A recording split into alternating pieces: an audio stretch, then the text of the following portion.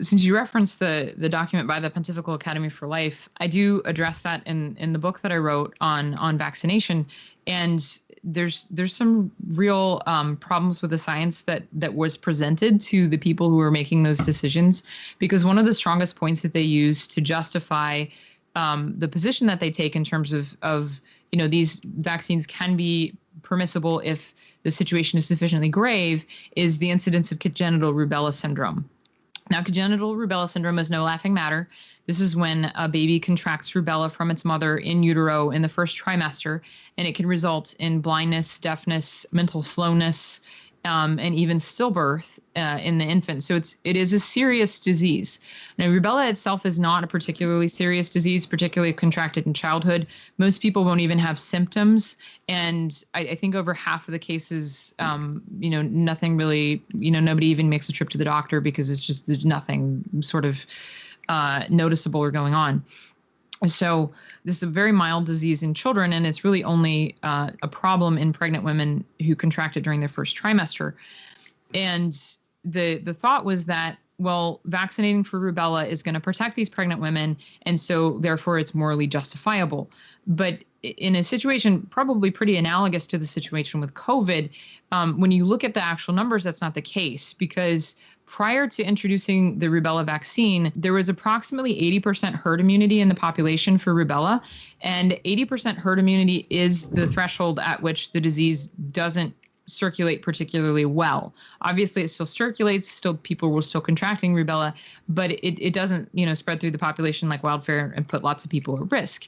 So after using the rubella vaccine, what we now have is roughly 80 to 85% herd immunity. And so you might say, well, that's a little better. So maybe it was worth it. But for the first 10 years after this vaccine was introduced, there wasn't a decrease in the cases of congenital rubella syndrome. And in fact, in the first few years after it was introduced, there was a spike in the cases of congenital rubella syndrome. They went up. And they didn't start dropping until abortion became legal.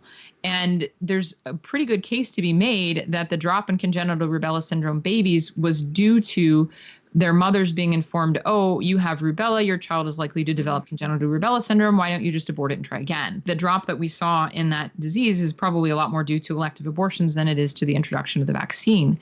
So, now we've got this vaccine where we have, I believe worldwide, there's 70% uptake of the MMR vaccine, which is the only way you can get vaccinated for rubella. Now, you used to be able to get the vaccines separately, but Merck lumped them all together in the 1990s after the Wakefield scare that potentially implied that the MMR was connected with the development of autism. And so Merck just stopped producing the separate vaccines. You can only get it now as the trivalent vaccine with measles, mumps, and rubella, which means that you can't ethically be vaccinated for any of those things because the vaccine is produced in aborted fetal cells. It's produced in the WI38, the WI38 cell line, and that cell line took, I believe it was 32 abortions before they got to that cell line.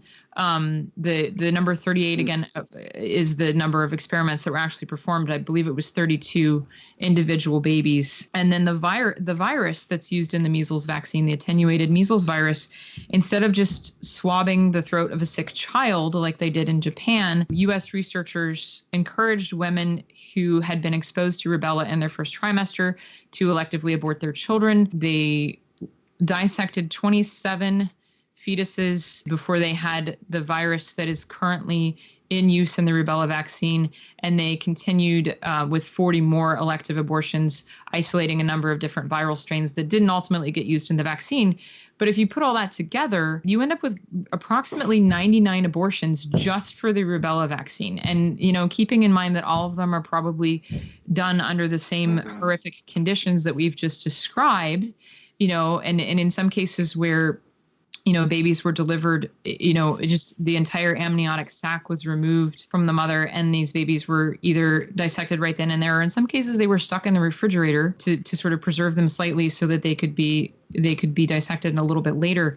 I mean, just the brutality of that and the horror of that is not something that we should gloss over. Yet your average Catholic parent who goes into the doctor's office and is asked, do you want the MMR, doesn't even know that this is how this was developed. So when Bishop Schneider was talking in the interview he did with you about the, sort of the moral complicitness that's being asked on this grand scale of people to just accept this.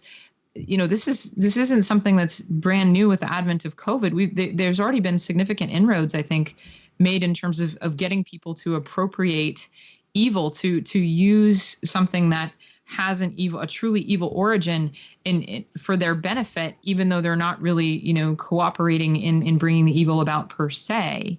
And that doesn't even get into the fact that continuing to do this then fuels the market for additional cell lines and additional aborted fetal products and additional, vaccines that are made in aborted fetal cells. Because if we had been refusing the MMR vaccine, we wouldn't have COVID vaccines that are made with aborted fetal cells. That would not have happened.